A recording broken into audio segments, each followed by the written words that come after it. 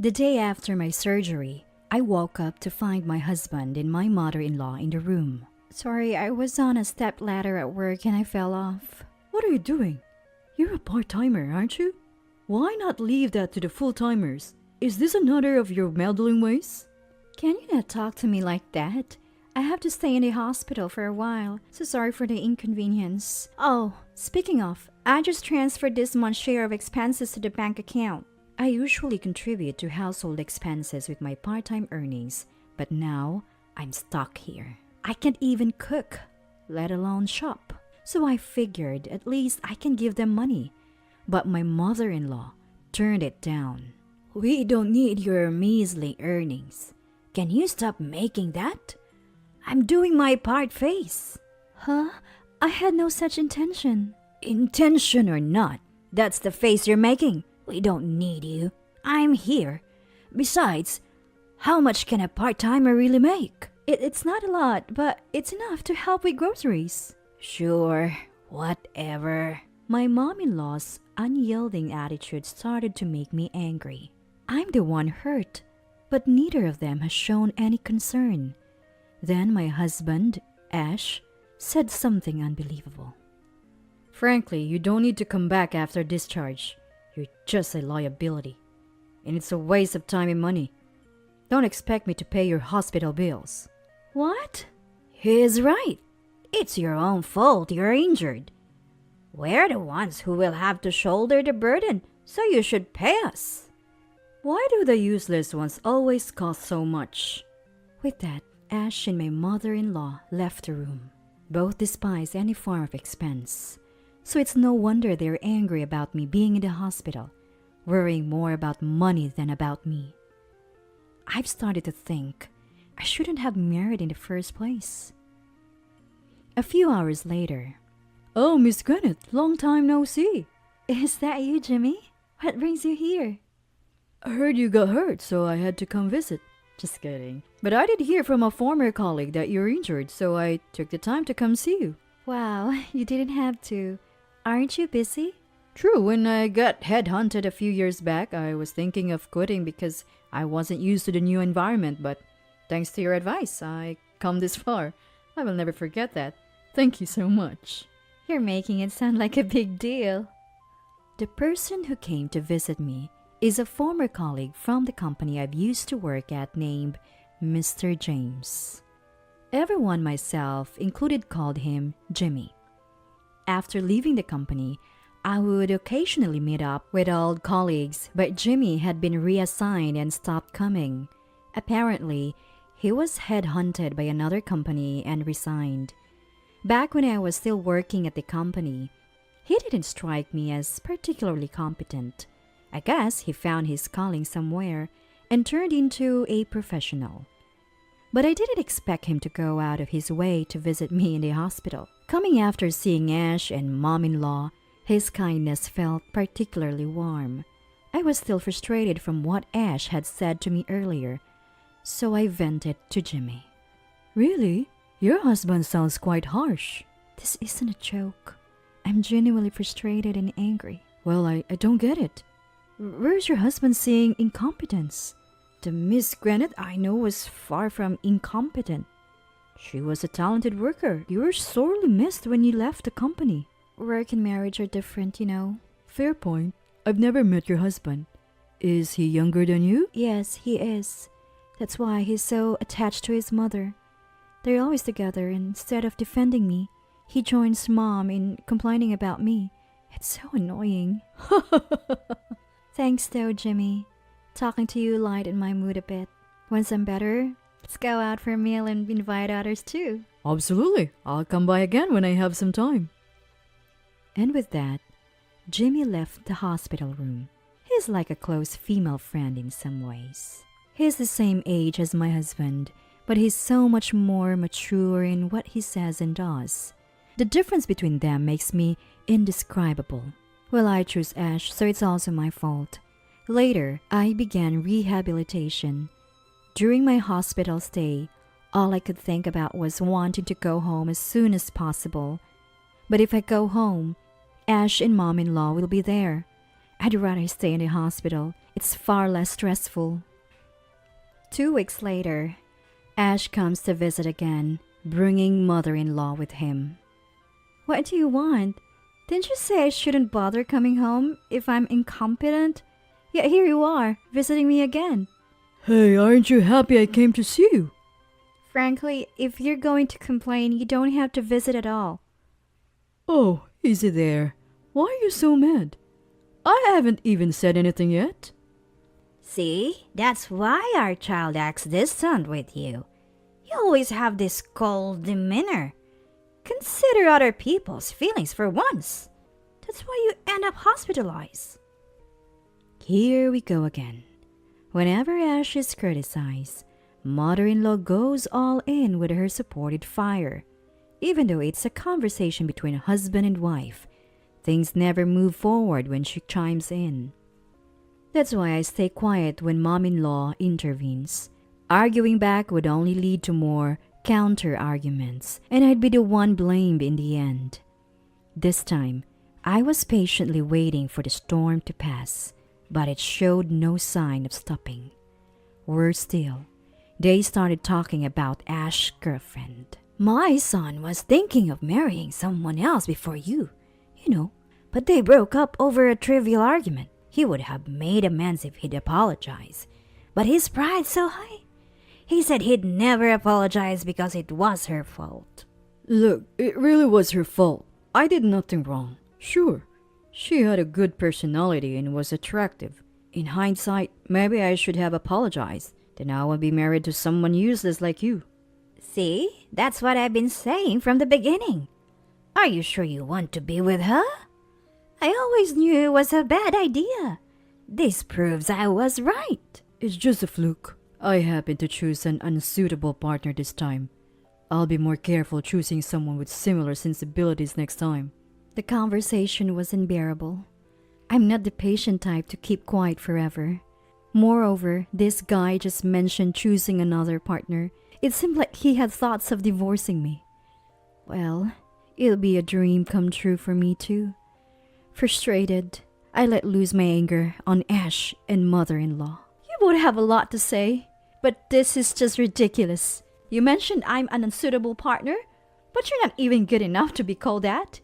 Initially, I thought you were decent, but it turns out you're just a mama's boy. Plus, mom is so fond of her son. Why don't you two just live together forever? Then no one would end up this unsuitable partner like me. You two seem to get along so well, why not? After saying all this, I felt a mix of regret and relief. What was funny though was the way both of their expressions changed from surprise to tense as I was saying this. Who do you think you're talking to? Where are your parents? What's with the attitude? For someone so useless, you sure know how to run your mouth. Mom, there it is.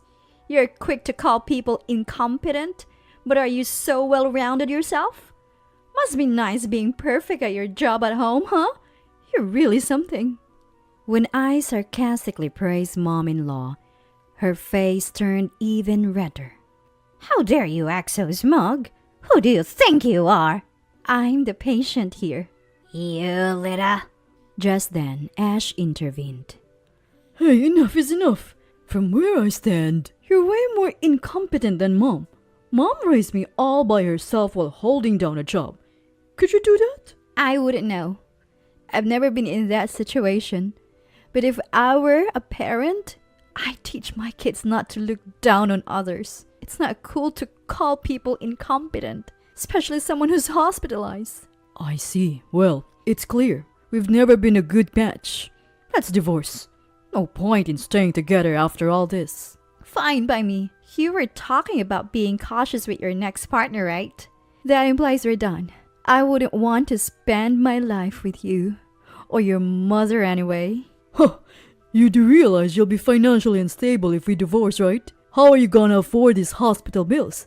Let alone your living expenses. I got injured at work, so I'll get workers' compensation. And after that, got no plans, huh? Ash had a point. Even if I plan on finding a job immediately after the divorce, there's no guarantee that I'll find one quickly. Plus, it will take time to see any income. The situation isn't looking good. I need to figure something out before it's too late. I have been vocal until now, but the moment I stopped talking, they took the opportunity to go on the offensive. So you haven't thought it through? Tough break. But what's said is said. We both want this divorce. If you promise to obey me like a housemaid from now on, I might reconsider. Right, Mom? Yes, absolutely. Not happening. Can you please leave? You're polluting the air. You're a piece of work. Don't say I didn't warn you. You threw away your last chance. With that, Ash and Mom-in-law left the room, sneering. I have to find a job soon. My current workplace won't cut it. I'll go anywhere that offers full-time employment. Just a few minutes later, Ash returned to the room. Hey. What? No, my boss was around. Just let me hide here until he's out of sight. Come to think of it, Ash had been complaining about his current boss a lot lately.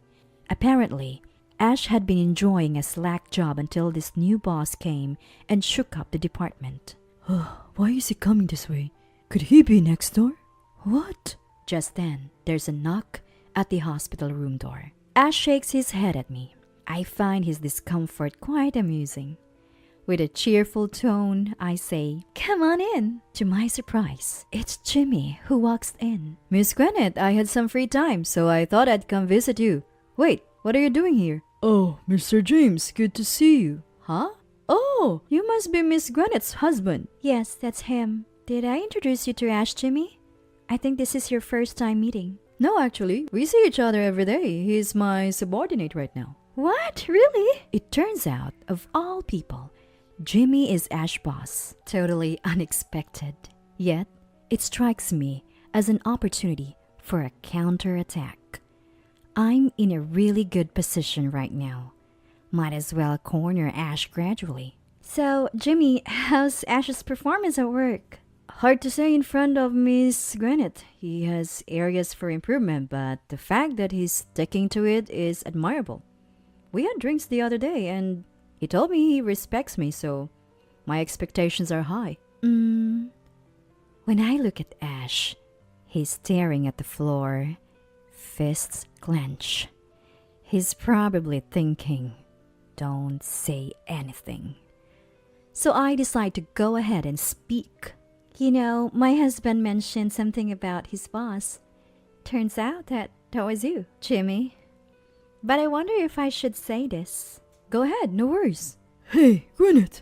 My new boss is so incompetent. He doesn't get me at all, or I'm only drinking with him to gain his favor. I'll bring him down someday. I recorded all our conversations. He won't make a single mistake. And so on. Sorry if I had known it was you, Jimmy. I would have told you so much sooner. Upon hearing this, Jimmy's expression changes, and he shoots Ash a piercing glare. No, you're wrong, Mr. James. This is all a lie Gwyneth made up. Jimmy, would you like to hear a recorded conversation I have that says otherwise? Yes, please. Stop it. I then play the audio for Jimmy where Ash was complaining non-stop. Wow, I see. Thank you, Miss Granite. Never thought he'd be saying stuff like this. No need for me to cover for him anymore. What? What are you talking about? You've been swiping office supplies, haven't you? What? Did you know we have surveillance cameras around the office? Maybe you thought no one checks them. There have been complaints about supplies disappearing or running out quickly. When we investigated, we found you were the one taking them. I was planning to question you about it soon, but now I'll just report this to the boss. Wait, what happens to me then? That's for the boss to decide. Don't know if you'll even be able to stay in your current department or the company for that matter. You can't. Oh, by the way, Miss Granite, how about working for a company? We'd be better off with you than him. Really? Is that okay? It's fine. We'll likely have an opening soon. Jimmy turned to face Ash. I'd be delighted to be under Jimmy. I'll make sure not to get too familiar with you. Don't worry about it. You scum. You asked me earlier what I'd do after leaving the hospital. Remember? Now it's my turn to ask. What will you do without a job? Shut up! If you listen to me, I might consider letting you and your mother-in-law be my personal servants. Who would do that? Oh, I see. Then you and your mother-in-law will be out on the streets. So, if I become your servant, will you help us? No way. I don't need a servant like you. What? So you have to try your best holding hands with your beloved mom. And so the episode came to a close. Later on, Ash was questioned by the company about the missing supplies and found to be reselling them. He was effectively fired. It was questioned by the police. Now he's being supported by his mother-in-law's pension. Life's being tough. Even putting food on the table is a challenge. As for me, I started working under Jimmy. Although it took a bit to get back into the swing of things, I quickly adapted and became a valuable member of the team. Work is really enjoyable. I guess as long as I have my job, life is good. If I ever consider remarrying, I think I'll consult with someone first.